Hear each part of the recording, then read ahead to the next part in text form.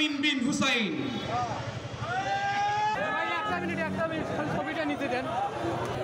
আজকের অনুষ্ঠানের প্রধান অতিথি সংগ্রামী সাথী ও বন্ধুগণ, আয়োজক হিসাবে আমাদের প্রতি চেপে বসেছিল যে প্রতিবদ্ধকে সামনে নিয়ে রাজনীতি করে।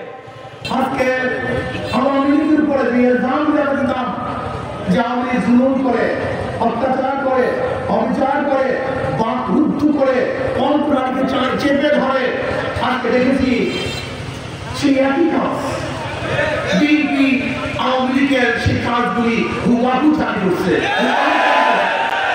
বিএনপির যে বক্তব্য ছিল, আওয়ামী লীগের যে বক্তব্য ছিল, বিএনপির বক্তব্য একই হুবাহু, কোনো বাচ্চা করেন। আওয়ামী লীগ কি বলতো? মৌলবাদী। এখন দেখছি বিএনপির হাজার বক্তার মধ্যে মৌলবাদী। আওয়ামী লীগ কি বলতো? পাকিস্তানপন্থী। বিএনপির জাতের মূর্খরা বলতেছে পাকিস্তানপন্থী। আওয়ামী লীগ কি বলতো? রাজাকার। আজকে বিএনপির হাজারো গভর্নমেন্ট এবং জাহারা বলছে রাজাকার। বলতে পারেন গভর্নমেন্ট জাহারা ব্যবহার করেন কেন?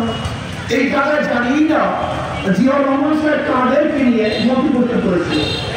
এখানে জানি না, এগুলো জানি না জিয়াউর রহমান কার সাথে রাজনীতি করেছিল, তাদেরকে রাজনীতির জায়গা দিয়েছিল, সাহায্য কে ছিল, এখানে জানি না।